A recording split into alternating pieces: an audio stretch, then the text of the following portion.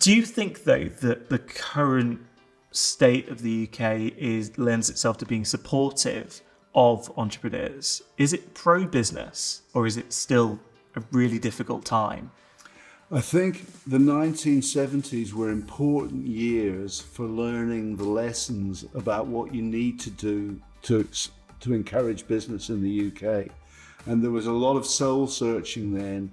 And I think the leaders of all political parties, economists, business people, anyone in the media all saw it. And the governments that followed that for 30 years were pro-business generally, both Labour and Conservative and the Lib Dems. They all said there are certain things you need to do. What I've noticed is a lot of them have forgotten it now. I noticed particularly with Michael Gove, a Conservative, who blocked planning permission for Marks and Spencer's in Oxford Street when they'd already had it, because he wanted to preserve the building in Aspic. And he also was the one who wanted to make it more difficult for landlords to rent property. And those two things, getting planning permissions and being able to rent flats, were instrumental for Wetherspoon, for example, because we got planning permission to convert shops into pubs, which broke the brewery monopoly. And we were also able to move our staff into flats, which we rented to live in London if they came from Newcastle or whatever.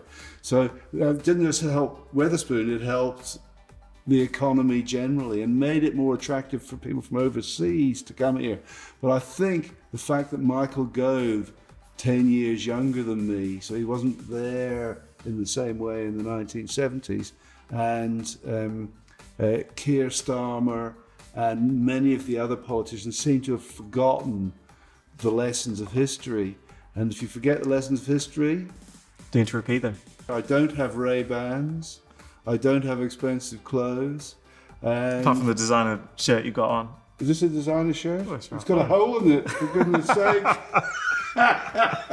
It's 20 years old as well. If you could go back and change one thing, what would you change? About the business? Yeah.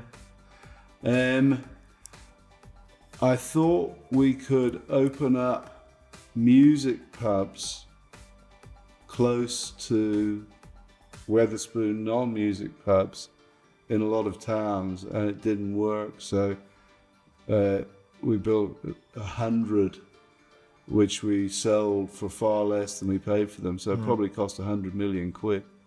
But you can afford the odd 100 million mistake. As long as you're the chairman. Well, yes, what's 100 million amongst friends, I suppose. Exactly. Yeah, get to a certain point.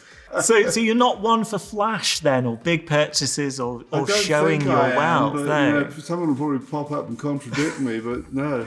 I think life is happiest if you're in the flow of humanity generally.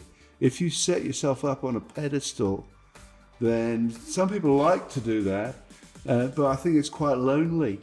You know, if you buy a country estate with 1,000 acres and drive in the back of a limo all the time, then I think you're in a lonely, rarefied atmosphere. Where it's far more fun to be close to people you can annoy. Hello, and welcome to the latest episode of Boardroom Uncovered, powered by City A.M. My name's Jon Robinson, City A.M's UK editor, and in this edition, I'm joined by the founder and chairman of JD Wetherspoon, Sir Tim Martin.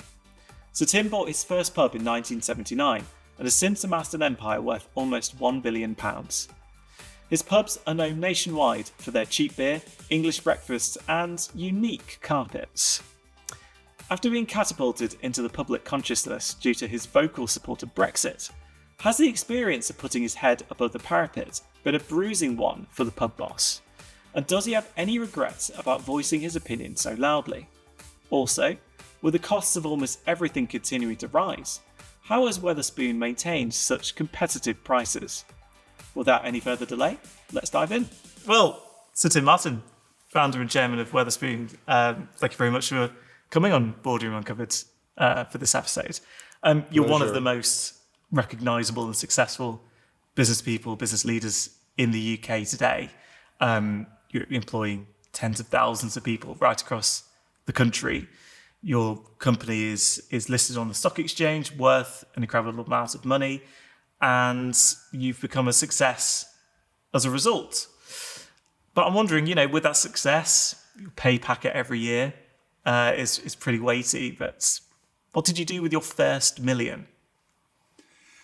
Well, I think in a pub company or in companies like that, the money tends to be tied up in the business. And because I've noticed if you're in banking, money is cash, money in the bank. But for me today, I owe bank 700 million quid, which is not far off $1 million a pub. And it's always been a bit like that. So if you're doing well, the amount you owe banks goes down a bit, and the amount there's of what they call equity, your deposit, goes up. But because it's a very capital-intensive business, I've never felt completely relaxed. I think once we floated on the stock market, which was after 13 years, so I was already 37 then, the real intense financial pressure reduced. But until that point, the financial pressure was almost constant.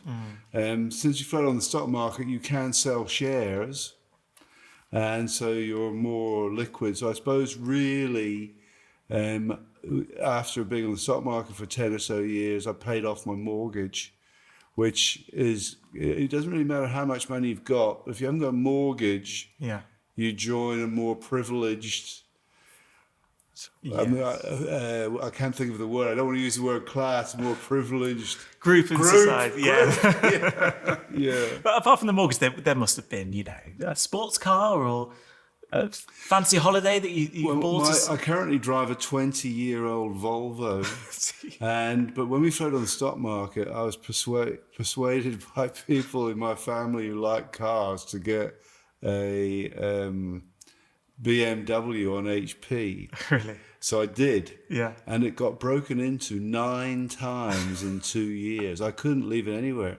And also people get arsey with you at traffic lights.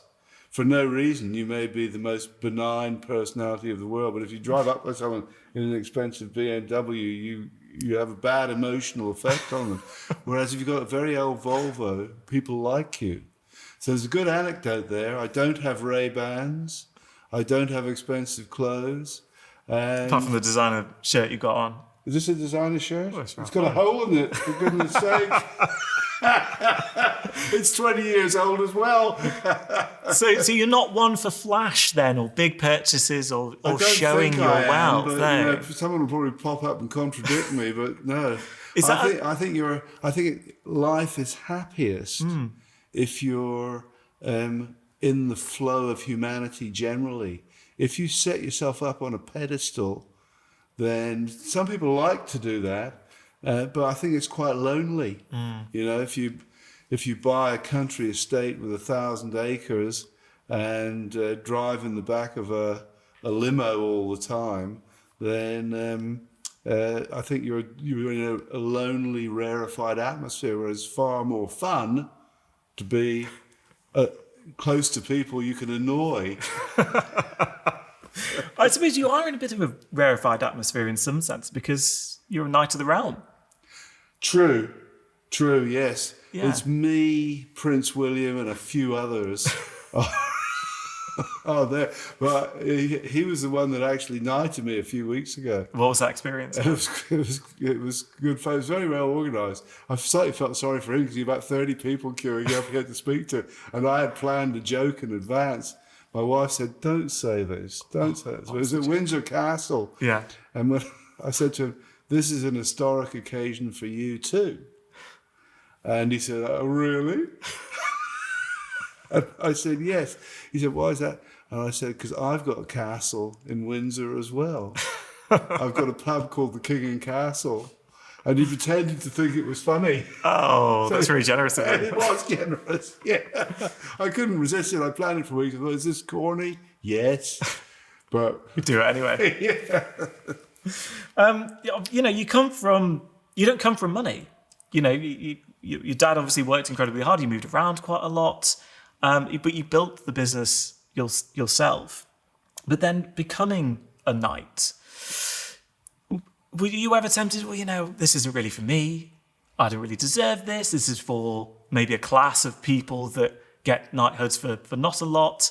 What were your thoughts when they approached you with the offer? I did think of that, actually, and I did discuss that with a few members of my family who were completely horrified at the idea. I thought, in a way, I can take it or leave it. I don't want to be put up on a pedestal.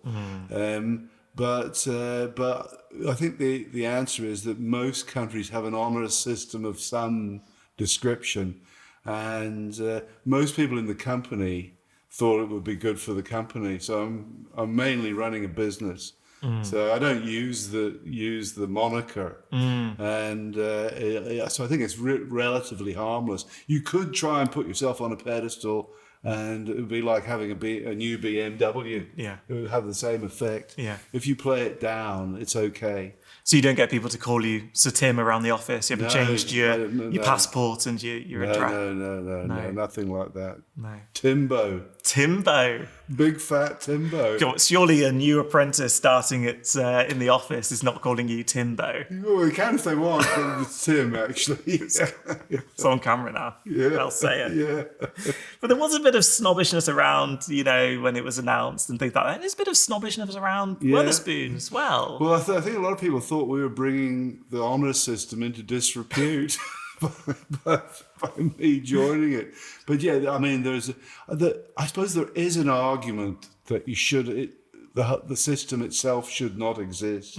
It's a big argument. It's like the House of Lords, and I think most people value the tradition and antiquity, but it's a perennial argument, really. I think most people think it's harmless enough. It's just a bit of fun, although they do wonder why some people get them and others don't. Well, it's the question, isn't it? You mentioned the House of Lords. Is that something that you'd be interested in joining at some point? Not really, no. I did go there once and heard a couple of speeches. Not really for you, though. I'm still working, so I suppose it's, it would be, I wouldn't have much time for it. Fair enough. As I said, you've moved around quite a lot. I think I read you went to 11 schools growing up. Yes. And you saw the hard work that your dad put in as you grew up, and I suppose you had to move around because of his job. What effect has that had on you and your work ethic? It's hard to say, really. I think that you can't say one particular type of circumstances results in certain types of behaviour, I don't think. I think, whereas I got on well with my old man, it was a slightly unstable family background which created a sense of insecurity, financial insecurity and general insecurity, I think, which happens to many, many people, and a lot worse than I had. But I think that factor made me quite determined to try and earn a buck. And if I hadn't had it, I don't know if it would have been the same. It's true of a lot of immigrants. They haven't got a safety net and feel very strongly the need to work. America, for example, more than the UK, has been built on immigration and people who are fleeing less benign regimes. And so I think that sort of insecurity can be a motivation, but I'm not claiming for myself that I had any underprivileged background. In many ways, it was a good background. Well, obviously, you started your empire with just a single pub at the end of the 1970s.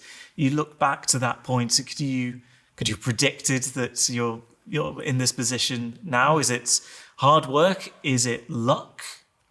Is it a combination of both? Luck is important. Warren Buffett, perhaps the greatest investor of all time, and one of the richest men in the world, was asked what was the most important factor in his success, and he said luck. Being a financial guy, he said I only had a 2% chance of being born in America, and if I'd been born in Sub-Saharan Africa, for example, I would have had no chance.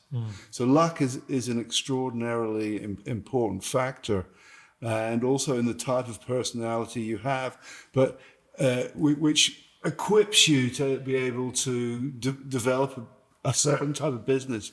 I think once I struck lucky in getting into the real ale market at a time when pubs were dominated by big businesses. And to answer your question, I did perceive someone else built this small pub from a bookies, and it was very popular. And I like to go to pubs, and I could tell it was more attractive to me and to others than the big brewery pubs which dominated North London. So I did think that if you put 1,000 of these, they would be very, very good. And there was a chance of doing it. I didn't know whether I could do it. And I made the big mistake of telling my bank manager early on that we could have 1,000 pubs. And I think he thought I was off my rocker. And then maybe I was. Did you have any doubt that you were the right person to lead the company at any stage of its development? Well, I entered into the pub trade like a lot of people with rose-tinted spectacles, and within a very short period of time realised it was a lot more complex than I thought. And if someone had offered me a way out in the first 2 or 3 years, I might have taken it because it was so difficult to run a pub. I couldn't control the customers. I thought 6'6", hard as nails, rugby player. They'll all do what I say, and no one did what I said. And so that's why when a guy put an A-board through the window of the pub, I decided to call the company Wetherspoon, because I had a teacher, and this story got a bit distorted. Nice man, but he struggled to control our particularly unruly class when I was about 9 or 10. And so I thought, I'm like him. The naming of the company is, as you said, it gets distorted. It's one of the many myths around the company, including how the prices are so low. Yes. Tell me about why the prices are so low. What's the actual story? Well, As myth bust. I mean, it started long after we started the company. Maybe we've been going for 15, 20 years, and we were on the stock market, and I heard these whispers about buying short-dated beer. And we thought, well, we won't dignify them by commenting on them because it's so absurd, the whole thing's so absurd. But after a while, we decided we should. But the reality is that our prices are low because the pubs do a high volume of trade. They're busy all week. And we have been able to negotiate good deals with suppliers. And we've also, as time's gone on, built bigger pubs. So that combination of factors means that I don't like to compare ourselves with Aldi or Tesco or anyone, but any company that's supplying high volumes and can offer regular volume to a manufacturer or a brewer, you can buy for a bit less, and if the pubs are busy enough, you can sell for less.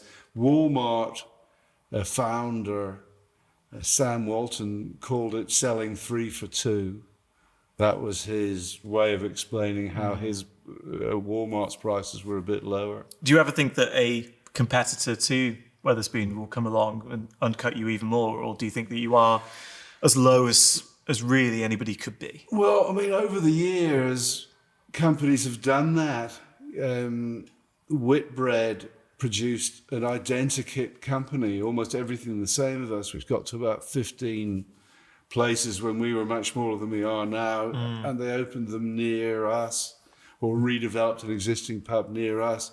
But it's not just about price. I remember reading an article in one of the trade newspapers that said if it was all about price, the British Legion would be the leading beer retailer in the country. So there are many other factors as well. I suppose over the last few years or so, you've become famous not just because of the company that you created. It's also been because of Brexit. Yeah. I'm not going to relitigate Brexit. I don't mind now. if you... Well, You're free to ask questions. I'm interested because you weren't political before the No. referendum. No. And I think you said recently you're now stepping back from talking about politics. But obviously you became very well known during the referendum and then afterwards defending what happened. Was that quite a bruising experience for you? It was quite funny. Actually, people have forgotten it, but 25 years ago, there was a pre-Brexit year or two when Tony Blair proposed joining the euro. And there was quite a big national debate then. And I had been running the business in 91, 92 when the country joined the predecessor of the euro, which people forget. It was called the exchange rate mechanism, where you link your currencies to the Deutschmark, the franc, and so on. And it was a complete disaster. So interest rates, my mortgage anyway was 8% because interest rates were higher in about 1990. And they went, after we joined the exchange rate mechanism, that went to 15% personal mortgage. Banks got into trouble. One of the biggest banks had a rescue. The highest level of unemployment in Hertfordshire was accountants. And there was a very deep recession because no one could afford to pay it. Businesses going out. Yeah. So 10 years later, it was proposed to join the euro, which most economists, and it shows you the danger of education, said, brilliant idea. And I simply said, I was running a pub company by then that was on the stock market, so people were sort of listening. I simply said in about 99, but the predecessor of the euro failed, and trying to join currencies together creates economic distortions. If you want a currency, you've got to have a government. Two things go together. There isn't a currency in the world that survives that government.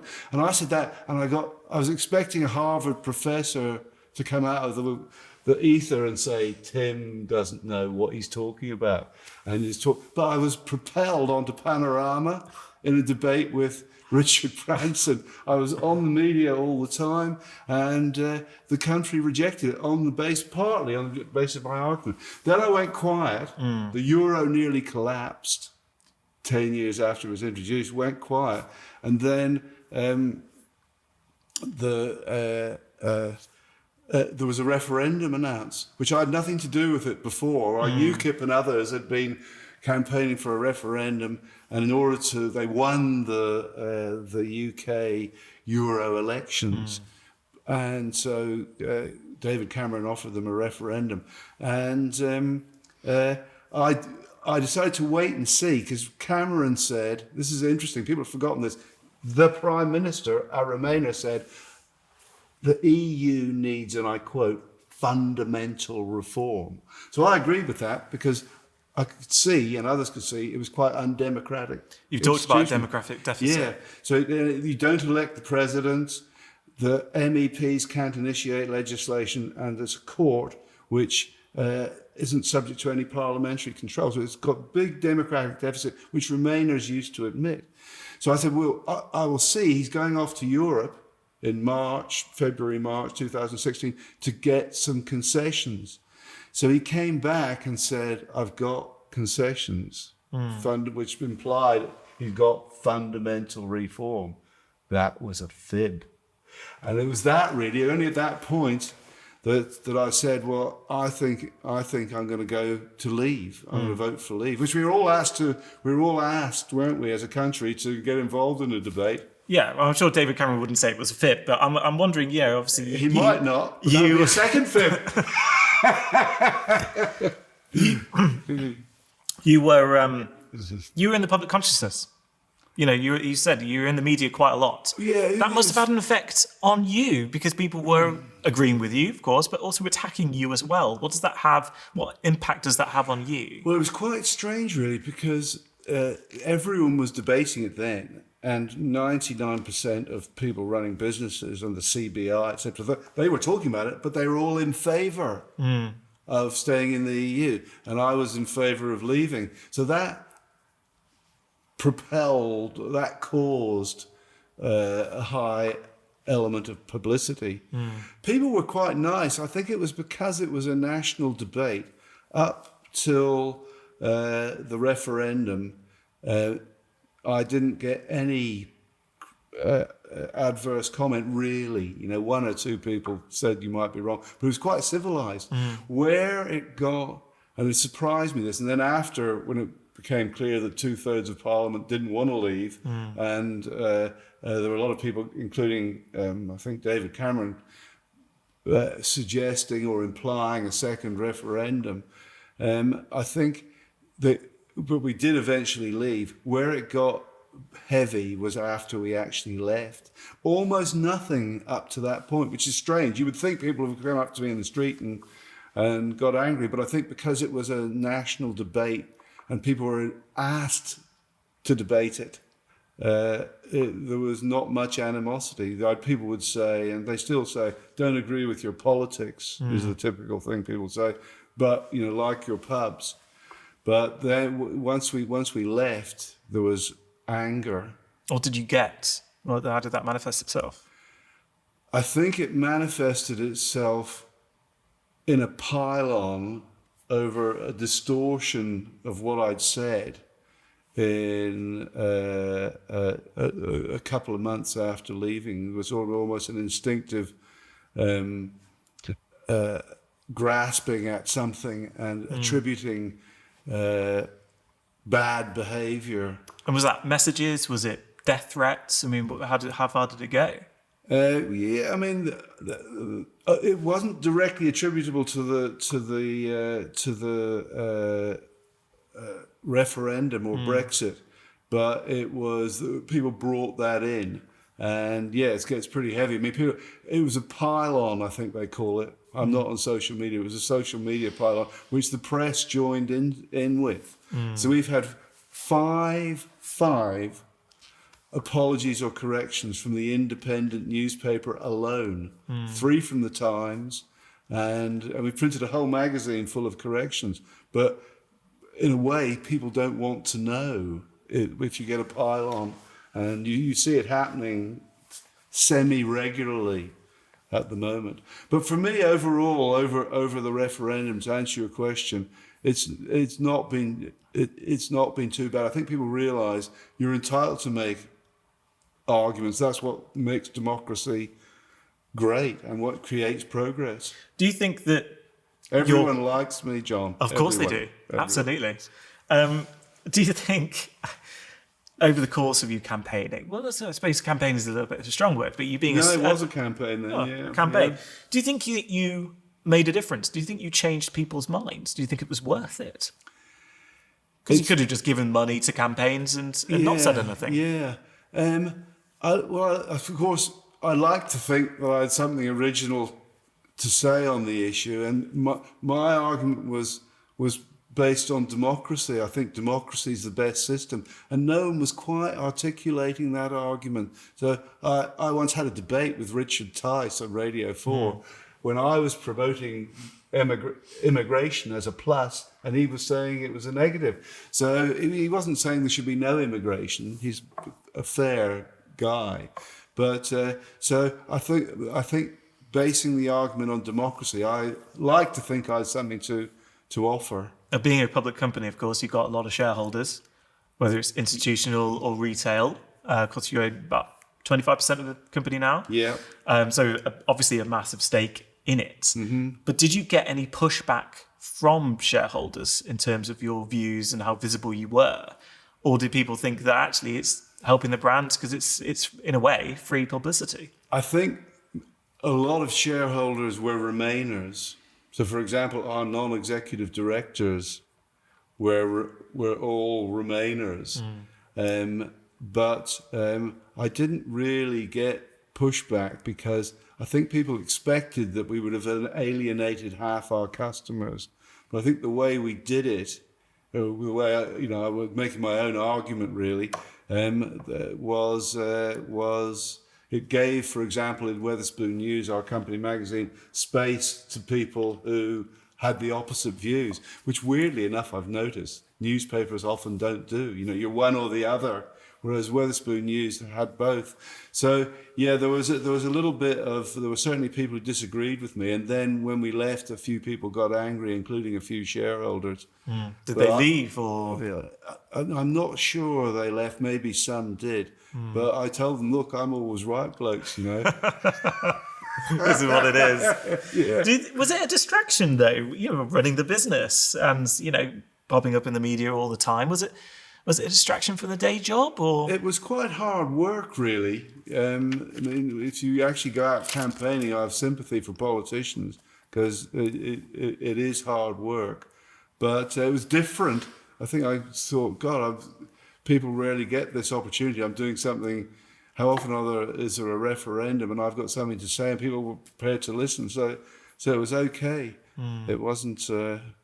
It wasn't too bad. And now it's over there. I suppose you're not tempted to return to frontline politics in any way, shape, or form. Join a campaign. I think it would cause me a divorce, which could have other consequences. Fair enough. Obviously, let's go back to the business. You grew it from absolutely nothing. It's one of the biggest success stories in the last 50 years, 60 years in the UK.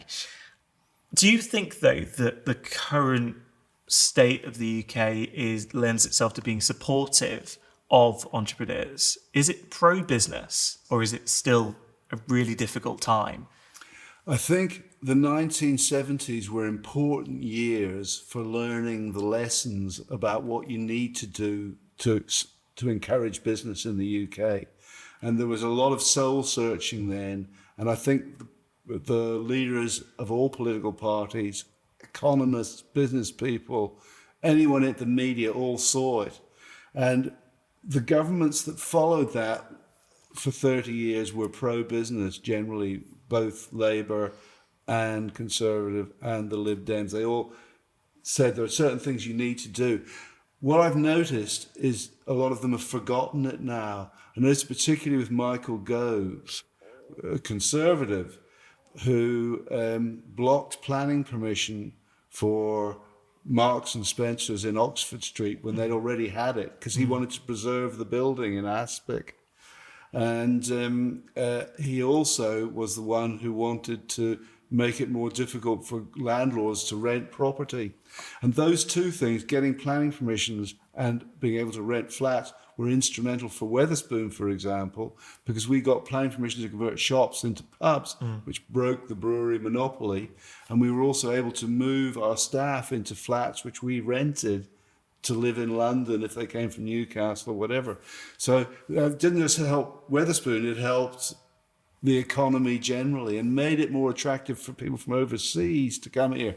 But I think the fact that Michael Gove, 10 years younger than me, so he wasn't there in the same way in the 1970s, and Keir Starmer and many of the other politicians seem to have forgotten the lessons of history.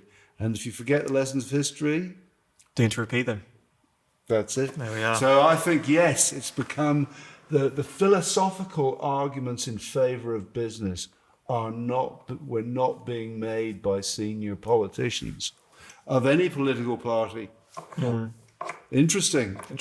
Yeah. Very tempting if you're a politician to virtue signal, isn't it?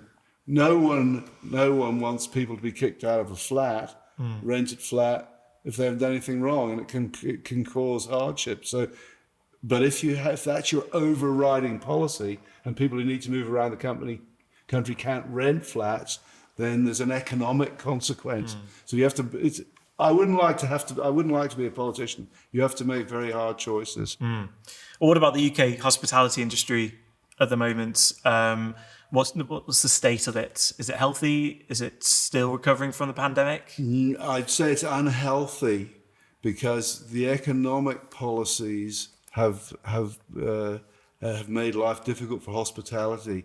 In a nutshell, in the UK, if you buy something buy food in a supermarket, you pay no VAT. If you buy it in a pub or a restaurant or a hotel or other elements of the hospitality industry, you pay 20% VAT. And you also pay far more VAT per pint in the hospitality industry, far more business rates per pint than in supermarkets. So it's a fundamental point, which I think even people in the hospitality industry don't always understand and haven't campaigned for. But those factors make it very expensive to go out compared to stay in. So legislation has favoured supermarkets who've done a brilliant job for their customers. It's not their fault. But until we get tax parity between the hospitality industry and supermarkets, people will favour staying in. We all do it. People are staying in. The younger generation are staying in. They're also drinking less. Could you ever imagine a time where Wetherspoon is completely alcohol-free? It could be everyone on their last legs is at Wetherspoon, and young people are all at home weightlifting. You must be trying to encourage vitamin D or whatever it is you're supposed to do now.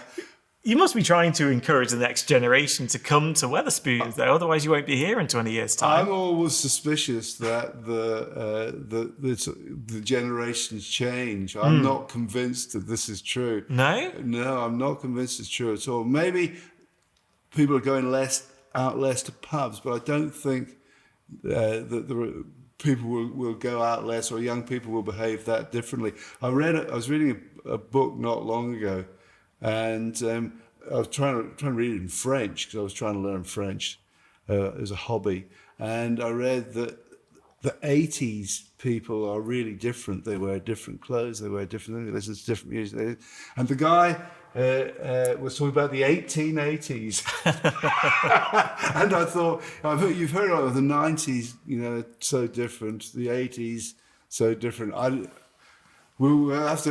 be surprised. I don't believe these abstemious, clean living, I think people improved generation are reality. I think we're good old messy humans. So the Great British Pub is not an endangered species then? I think it's endangered by taxation legislation rather than through young people becoming clean living. So what would you like to see change in terms of taxation? Well, I think VAT equality between supermarkets and pubs, and business rates per pint being the same. And obviously, Wetherspoons has been around decades now. You've been leading it this whole time. Have your mind turned to succession at some point? You've said previously you're not going to give them to the empire to the kids. Mm-hmm. Yeah, I mean, I'm trying now to find ways of boiling down what we do and what needs to be done running a pub company, and having the information available to pass on to the next generation. So trying to do that. Sam Walton of Walmart wrote a book in which he said how he did it. I couldn't work out why he told everyone how to run a company like his, but I realized he was really speaking to the people that took it over in the future.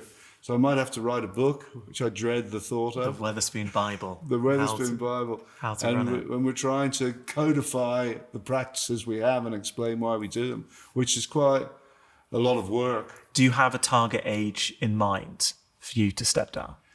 I'm going to quote Warren Buffett here, 5 years after I'm dead. That's my favourite time. But for now, I'm happy to go on. I've been working the last couple of days, but last call I did last night, I had a couple of pints and steak and kidney pie in our pub in Bolton. And I've done a few calls today, and I'm heading off to London. I'm going to have a couple of pints. So I have a couple of pints, and I walked 12,000 steps yesterday. Going to do the same today. That's very good. So if I can still do that, I've got time to have a few pints while I retire. But when you do eventually retire, if you don't do what Warren Buffett said, do you have an idea of what that might look like? Are you a beach, private island kind of a guy, or? I used to play a lot of squash, for example, And I'd take up golf, but my back's so bad from playing squash, I can't do sport. I was a sports guy really for a lot of surfing, etc. So I can do less of that now. So I think the idea, I did have ideas about becoming world surf champion at 75 or something like that, but that's gone out the window. So yeah, I'm not too sure what I would do. I think I'll hang around the house and just annoy people. Do you think you ever could fully leave the company? Do you think you'd always, go back and have a look at the figures and ring up a few people to see how things are going on and keep an eye on the news? Or do you think you could, if you did step away, have a clean break? Would that be difficult? It'd be I think you'd need a project, which some people have. Perhaps learning German and French or something. I mean, I've spent quite a lot of time trying to learn French, for example. But I haven't got a project of that for the moment. I think what's actually happened, it's become such a hard business over the last 5 years. Getting through the pandemic and then recovering from the pandemic, that it goes out of your head. Whatever you may have been thinking of before, you just got to stop and concentrate on running the damn business, and we're probably working harder than ever. And that's true, I think, of the hospitality industry. And you've been, of course, the boss for more than 50 years. 45. 45 years. I know I look old, but that's good. For 45 years. Well, what kind of a boss are you? What's your leadership style? I'm bloody great. I think it's hard to know, but I think I heard one long-term shareholder said that Wetherspoon was too much like the co-op, like it was a cooperative. So we got our pub managers have stayed for an average of nearly 15 years, kitchen managers for 11. And so we've got 14,000 staff who own shares in the business. So I don't think it's the most hard-nosed, business speak, kick-ass type of environment, which I don't think works very well in the hospitality industry anyway. So I'm hoping that the stats show that it's a reasonably good place to work, even though many people think I'm a bit of a moron. No, I'm sure they don't.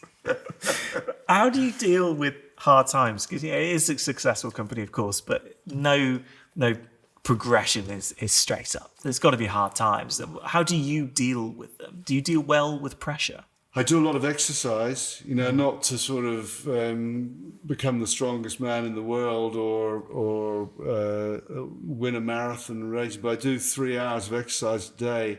Half of that would just be walking, and the other half? The other half would be I go on an exercise bike, but not to kill myself. I read the newspaper on it and then do a few weights and stuff. I think that if you can do that, you stay quite calm. And I've done that since I was 24, 25. It did drive me mad before then, but I think if you do 3 hours of light exercise a day, even light walking, then it's difficult you don't get as fraught or stressed as other people might. So that's my main thing for staying calm. And you get techniques in running your business. I've realized that people in the business who work at the coalface, who run the pub in Bolton, who work in the kitchen in Bolton, know more than I do. So my main job is to say, what do you think? The guy that ran Bill Marriott Hotels, I think became just about the biggest hotel company in the world. He said the 4 most important words in the English language: what do you think? And I think that's definitely true.